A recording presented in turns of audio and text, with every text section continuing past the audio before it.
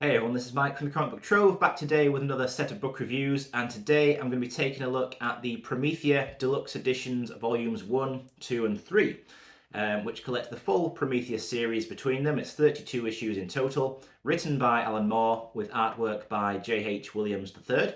And this is really one of the most unique comic book series and stories that I've ever personally read. It deals with some very interesting themes relating to ideas of magic and mysticism. It's really quite intellectual and philosophical. And it's not the kind of story that I had a whole lot of experience reading, really, whether that be in comic books or any other format. So it was really quite the experience to read through it. The first time I did so, it was very thought-provoking, to say the least. And what I want to do today is give an overview of each of these deluxe editions, which are beautiful books, by the way. I'll say that straight away. But just give a bit of insight as to what they look like, what they collect, what the story's all about. I'll share some of my own opinions on the events of the book. Maybe help you to make up your mind one way or the other as to whether or not this is a series and a set of books which you feel like checking out at some point. But without any further ado, let's dive in and take a look at these Promethea Deluxe editions in more detail. Stick around. Okay, so here we are with the Promethea Deluxe Edition Book 1. So these are specifically labelled as books 1, 2 and 3 rather than volumes 1, 2 and 3, but effectively the same thing.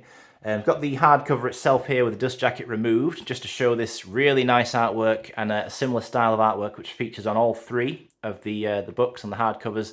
It's this shiny kind of gold imagery on white background. Looks really nice, featuring Promethea herself and other magical kind of symbols and characters and things that that we see explored throughout the story. The dust jackets, though, are also really nice. It's this kind of matte background with different aspects of it in a more glossy finish, so it's kind of glossy on matte, which makes, in this case, Promethea herself stand out really nicely. The spines all match really nicely as well, with this red on white, and a similar thing going on the back, going on with the back as to on the front. With just some more beautiful J.H. Williams III artwork. Now, Williams' artwork throughout here is absolutely breathtaking, to be totally honest, and definitely some of my favourite comic book artwork to ever feature in any series for at least a couple of different reasons, which I'll talk about as I show off more of that artwork as I flick through each of these books. But probably before I go any further into this and discuss it and show it off anymore, I should give a spoiler warning here and now, just in case you've never read Promethea before and don't want to hear me either talk about anything or show something that might ruin anything for you. I'd hate to do that. So as always, just like to give a fair warning for anybody that might affect. But I will also say, having only read through all of this once myself at this point, it is definitely something that I do feel like I need to reread, probably at least another time all the way through, just to be able to better kind of appreciate and frankly to understand all of the events that take place in this series. Because as I touched upon in my introduction, this is really quite philosophical and intellectual, dealing with things that I personally do not consider myself to be particularly familiar with when it comes to these ideas of exploring mysticism and magic and all that kind of stuff. That Alan Moore is so personally invested in. I think he is a self-described wizard, and his understanding and explanation of magic goes far beyond the kind of supernatural, fantastical elements of what people probably more commonly think of when they imagine wizards and magic. It's not all casting spells with wands and staffs. It's much more based and grounded in ideas and creativity as being magical in their nature, in a sense. So in terms of bringing an idea to life through writing or painting or construction, all of that kind of stuff, as I understand it, having read through this, is considered to be magical, and that's the sort of stuff that's explored. But story-wise, let's crack onto the actual story. We've got Sophie Bangs is the main character here, the girl who features throughout this story and who becomes early on the latest incarnation of the character of Promethea. Now, the idea of who and what Promethea is, she's really more of an idea than one particular person. The concept being that throughout history, there are times where a particular woman will become the embodiment of Promethea in times of need, whenever she is needed, pretty much. So there have been many kind of hosts for this force, I guess you could call it, this kind of supernatural force, this magical force that is Promethea. But she's got a whole host of powers, and yeah, we see a lot of that explored in here. But what I feel like already, just flicking through these pages, I can't go any further without talking about just how incredible the artwork is in here by J.H. Williams III. Just really beautiful stuff. And what you start to see as you flick through this book is not just the quality of the artwork itself, kind of panel to panel, how nice the vast majority of this looks, but also how almost every page has a different layout, you know, with all kinds of like different borders going on. The pages start to get these really kind of creative and interesting layouts as you go through it, getting kind of increasingly complex in line with the story. So for example, where they start to explore the Tree of Life, some of the characters in here start going through all these different kind of universe warping places and dimensions and all sorts of stuff. The artwork gets increasingly surreal and weird to reflect and mirror that. So it's really a really good example, maybe one of the best ever comic book examples of writing and artwork kind of really meshing together just in a very kind of well, in a magical way. Fittingly enough, it is almost like a work of magic itself, the way that this book is kind of presented and how beautiful it looks at times. Hopefully you get a good idea of what I'm talking about. I don't know if I'm necessarily doing it justice, because as I say, you know, as I've touched upon and will fully, freely and honestly admit, you know, this is a book that I definitely want to reread and feel like in a way I need to reread it to get a better understanding and appreciation of it, because I feel this is really a very good example of a book where every time you read through it, you probably get something else out of it that you missed out on the first time. Even just little subtle things going on in the artwork that you know, might foreshadow something that comes later on, that kind of thing, which when you read again, you know, you pick up on things that you missed the first time. Because the first time going through this, and I'd love to hear the opinions of others as well, for anybody else who's read Promethea before, what your experience was of reading this the first time through, and whether, you know, you were similar to me. But I was just kind of focusing so hard at times on trying to make sure I was really taking the time to properly digest all these magical concepts and ideas that were being thrown at me. There may have been times where I was overlooking other stuff and finer details within the artwork, but I mean, pages like this, really nice. And honestly, there's no bad artwork throughout this entire book. It's really quite exceptional. But yeah, I would definitely love to hear the opinions of others, you know, who've read through this book and this, you know, this whole series, just to hear what you thought of it, because I feel like it's the kind of book that will be quite divisive. You know, I can understand why it definitely wouldn't be for everybody. I mean, I will also say, I mean, I flicked through a few pages here that maybe shown this, but there's some mature content going on in here.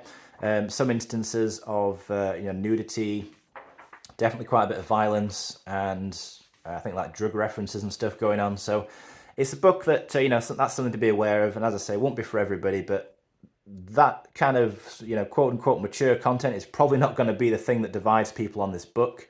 It's much more likely to be how well you can get into these ideas that Moore is really immersing this story into. Because he kind of wrote this for himself, arguably more than he wrote it for, you know, kind of a target audience of readers, because this is stuff that I think, as I say, he personally very much believes and adheres to some of the concepts and ideas that are explored in here. So it's something that I think was probably just as much for him, if not more for him himself, than you know, than as I say, any other particular set of readers. But this is book 2 now. Taking a look again, you can see this similar kind of gold and white thing going on. That is the same across all 3 books. Really nice artwork. The dust jacket to volume 2, to give a quick look at that. As you can see, stylistically matches with book 1 very well. And the same will go for book 3. I'll show that off when I get to it. But again, just to flick through this book as well, it's really more of the same. You know, I will say that, you know, if you would to read book 1, for example, if you don't want to commit to buying all 3 of these, which would, you know, make total sense if you've never read it before. If you did or didn't like the stuff in the first book, that's going to be a really good indicator as to how you'd feel about the rest of it, because it is all very similar, very similar artwork and the same kind of storytelling. But I personally really started to get into it. Once it got going, and it starts to really get going in here, this second book is where things start to get really kind of even more, in my opinion, even more creative and crazy. With the artwork just getting, moving on to another level. Something that we start to see a lot of in this part of the series, in the second book, is where Williams really starts to adapt his style, and almost issue to issue we see the quality of range that he has, and just how talented he is with the different art styles that he brings to this series. But this is really quite an interesting story. This is like an odyssey where Sophie and this other character here, Barbara, end up going on this kind of two-person journey and exploring all kinds of intellectual concepts sort of brought to life. So there's this really amazing page here where the two of them walk around this infinity loop, and you could technically read this over and over again because the conversation kind of flows in such an almost mind-boggling way that if you never turn the page, you could read that forever. Technically, it's interesting, really kind of unique stuff. As I say, like, this is not really just a simple story, because you're being fed ideas to kind of get you thinking as you go through it. I think that's how I felt about it anyway. It's a case of not only just enjoying the story you're reading, but being almost forced to come to terms with a new set of ideas that I would assume the vast majority of people are not very familiar with a lot of the stuff that's explored in here. And whilst it's not stuff that captured my interest to such an extent where I felt like I had to go away from this book and start reading up on all this sort of stuff in more detail and really familiarize myself with it completely, I definitely had a good time thinking about it, and liked the fact that I had new ideas and ways of thinking about things kind of brought to my attention. But, some people just want to read a book, just want to read a work of fiction and not have to also maybe consider more deeper ideas. So, yeah, again, it's something that won't be for everybody. But, we're seeing examples here of the artwork kind of changing, page to page, chapter to chapter, or rather issue to issue, I should say. But really, each of the issues do feel like a chapter of a book. This does feel more like an illustrated novel than a comic book in a way. Yeah, really cool artwork here. I'm just can't help but kind of really kind of gaze at it and admire it as I flick through this book again, because there's some really, really beautiful stuff on show here. Absolutely is. But yeah, so what we then start to see as a result of this part of the story taking place is that some of the previous incarnations of Promethea, one in particular, starts to become a bit of a troublemaker, and there's a sense of urgency where it's like Sophie and Barbara, they've got to get back from this place that they're in, back to the quote-unquote real world, or the material world, and to put a stop to what ends up going on there. And then we also start to build towards an apparent end of the world. There's also an extra section in the back of each of these books, by the way, that feature different pieces of artwork, cover sketches, and some scripts as well, I believe, for some of the issues, not all of them. But yeah, some cool extras in each book, definitely. And if we just take a look at the third and final book now, move on to that one. And again, as before, you can see here, matching dust jacket style. I really like how good these three books look together. Really nice to see some definite effort put into making them match and making them look genuinely really nice. Honestly, some of the best looking books in my collection, if not some of the actual best stories. I don't know if I put these as my favourite ever stories, although I do enjoy them. But in a purely aesthetic way, the quality of how good these collections look, they're definitely right up there, I'll tell you that. Really nice. Yeah, so in this third and final book then, we start to see this idea of the world coming to an imminent end being explored. And that, I will just say, without spoiling it too much, doesn't exactly come to pass in the way that you would expect. It's not quite what some of the characters think it's going to be, and what you, as a reader reading this for the first time, are likely to think it could be. But you can see just how wild and wacky some of this story gets. It's really out there in many ways. Just looking through the artwork, even if you don't know any of what's going on in the story. Yeah, really kind of really quite kind of abstract stuff, really, in a way. But I was hooked when I did read through this. Like I say, I just felt so engrossed in this story, and I did ultimately need to know how it ended. And I think that's a very basic indicator of whether or not a story is good, or at least whether it's working for you, is if you want to see how it ends or not. And I did. You know, I kept reading all the way through to the end, and as I said, you know, this is something I definitely do want to reread, but I just feel like I always have such a long list of books that I need to read through. It will probably be a while before I do get to reading this book again, but what a ride this really is, you know.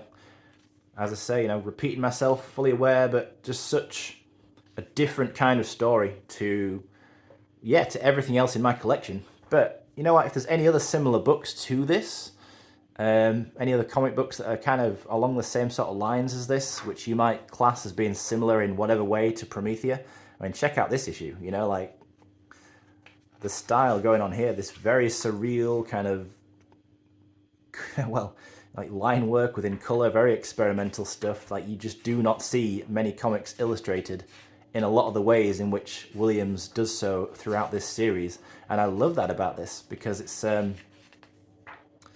such a unique way. Like I say, it's just very special. And then you get some stuff going on in the back here.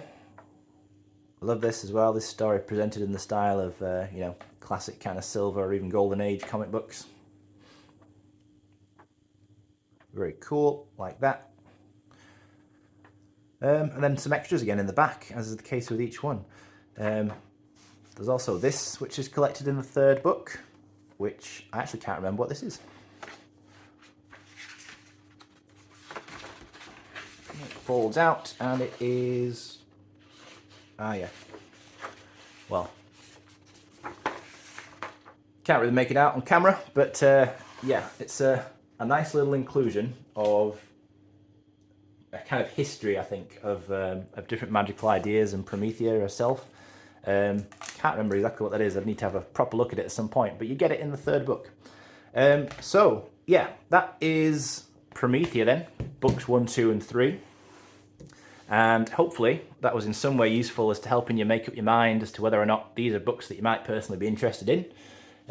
I'd love to know the thoughts, though, you know, of anyone else. As I say, you know, I always do like to hear from others, and in some cases, perhaps more so than with other books, I'm definitely very curious to hear the thoughts of other people.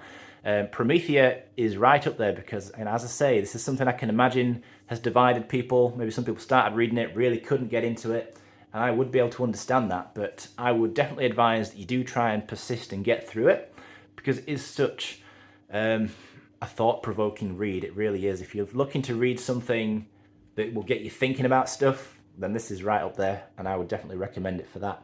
But as always, thank you very much for watching. If you stuck with me all the way through, I do appreciate that. As always, I'll be back again at some point soon to discuss something else.